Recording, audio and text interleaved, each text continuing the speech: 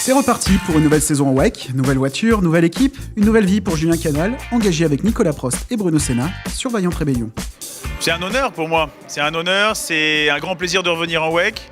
Il y a beaucoup d'émotions, j'ai des coéquipiers qui sont incroyables. Déjà, le premier point, c'est que c'est des bonnes personnes, c'est des gens que je connais depuis quelques années, depuis un peu plus de 10 ans pour Nico et depuis 3 ans pour Bruno. C'est aussi des belles personnes et des pilotes très rapides. Donc voilà, Michel Vaillant, l'équipe Rébellion, mes coéquipiers, voilà, juste une très belle année qui s'annonce. D'autant que le Français pilote une Oreca, un gros changement par rapport à ses anciennes Ligier. C'est un petit peu différent, la Ligier est une voiture qui est, je vais dire, au volant un petit peu plus tendre. Voilà, l'Oreca, c'est une voiture plus incisive, qui est un peu plus précise, voilà, un petit peu plus réactive, mais elle est extrêmement efficace. De grands objectifs, donc pas question de chômer pendant ce programme, avec une ambition en tête. La découverte, donc découverte d'équipe, découverte de voiture, enfin plus ou moins découverte de voiture. Tout simplement, il y a l'installation hier, la découverte de certaines personnes du team que j'avais pas encore vues, le casier qui nous est attribué, l'endroit pour les affaires, le casque. On a checké aussi la position de conduite dans la voiture. Le pilote le plus petit dans l'auto sur la mienne, c'est Nico Prost. Moi, je suis plus grand. Avec Bruno, on a la chance de partager le même baquet. C'est moi qui ai fait la base, pour que ce soit vraiment très, très proche du corps, très fité à notre morphologie. Donc avec Bruno, on a le même, ça c'est vraiment top.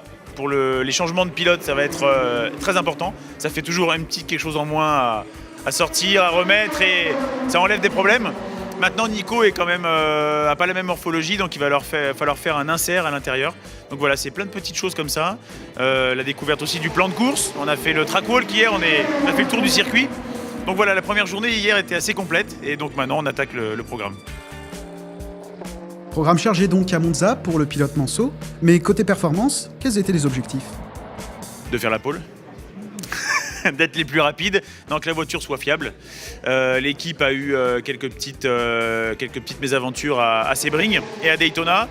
Bon, il y avait beaucoup de raisons. On a pu voir quand même quelque chose. L'équipe a déjà pu s'entraîner sur des courses longues. Ici, voilà, ça va être la confirmation. Enlever tous les petits problèmes même pour nous, de sièges, de boutons, de placement dans la voiture, tous les petits détails qui comptent extrêmement pour les courses d'endurance. Voilà, chaque petite chose coûte 1 seconde, plus 1 seconde, c'est hyper important.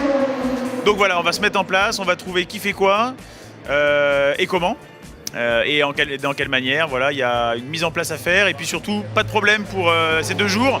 C'est ce que je nous souhaite et voilà, de faire le temps. Alors si on ne fait pas le meilleur temps, c'est pas une catastrophe, mais en tout cas, il faut qu'on sache où on en est, quel est le potentiel et on a un planning de test, voilà, avec des amortissements différents, des hauteurs de caisse un peu comme tout le monde et voilà, on dégrossit pour que à la fin de ces 2 jours on puisse avoir une idée un peu plus précise pour Silverstone.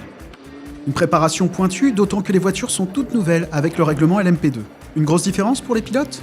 C'est énorme, oui. J'avais pris part un petit peu au test de la nouvelle Ligier l'année dernière. On était aux alentours de 2 à 3 secondes.